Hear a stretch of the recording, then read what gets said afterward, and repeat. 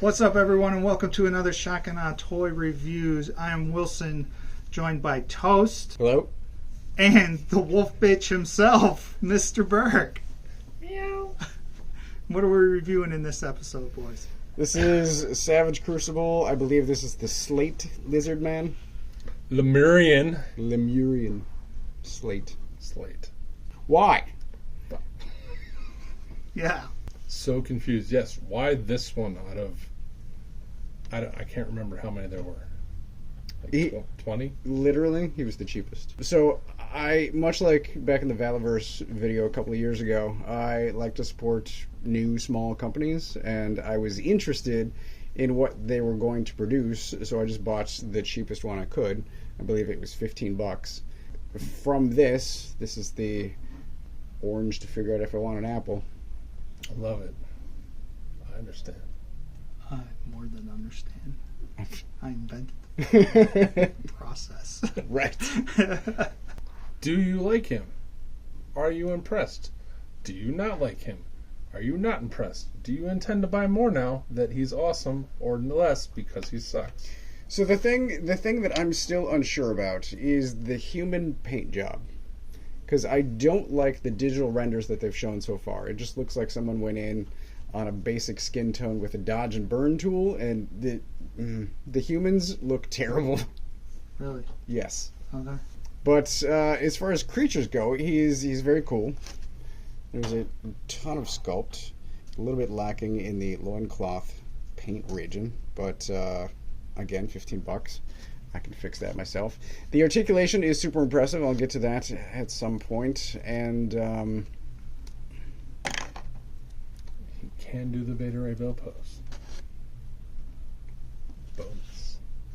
so it goes, hinges back that far. That far forward. The thing that is not great are the ankles, which is crucial for standing. But you can get it done with posing with patience. The knees are pretty stiff. You can see the joints. You can see the notches there. Did you heat him up with water or... No. I get a toy out of a Should box you have? and I just start manipulating. Probably, yeah. But I've seen you use a hairdryer on your Dragon Balls before. Yeah. So it's impressive, like, range. It's just stability is not quite there. Yes. My sources say this has become a known issue and that they are going to fix it in future waves and are going to send something or do something for people who have gotten ones with loose ankles. So the double jointed elbow is a bit like NECA, where it's like 3 segments. I'll show you this too because I found this curious. This bicep twists all the way around. I think the same is true of the forearm too. So you could get some really messed up anatomy on this if that's something that you wanted. The jaw hinges. So Can he look up? that far. Oh, the tail is hinged and it does rotate as well. So there's a good amount of articulation. The only real problem, and toe, which is always nice. The only real problem is just ankle stability as far as standing goes, which is not ideal. So for a sense of scale, He's kind of tall. yeah, he's taller than a 6-inch Joe and taller than a Dark Wolf. He will fit in with anything you put him with because he's a lizard guy, and who's to say your lizard guy is too tall or too short? Agreed. Wilson. No, it's fine. Wilson doesn't care about scale. Wilson doesn't care. Loincloth, Wilson checked out. That's right. What's he come with, gentlemen? So it comes with this super shiny card. It's all sorts of A lot of fucking hate. tech specs and bio in the back there. So it comes with that. I don't know what to do with it.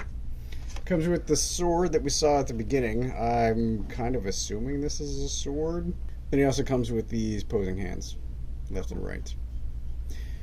I will also point out, if you hadn't seen it yet, there are these holes in his back, and into that could be plugged armor that I did not buy because I got the basest figure I could. But Harvinger, you say? that's what those are for and what the card illustrates. Yeah, that's cool. Is that the one you wanted? I'd rather have reviewed that than whatever this is. Well, I'm sorry I spent my money. Final thoughts. I will start. I'm giving him a 3 out of 5. I think he's fine overall for $15. That's the base figure, so I can understand why you're not necessarily getting a whole lot with them. But I think they could have done a little more in the paint department, not just on his loincloth, but on his body or two. Give him some kind of shading or something. I don't know. It's just a little flat and a little boring. Same with the sword too.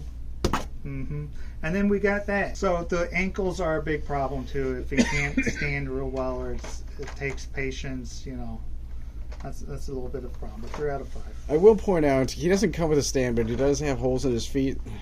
There are no WBs down there, no LMs. But if you have a spare stand, I'm going to give him a 4.5 out of 5.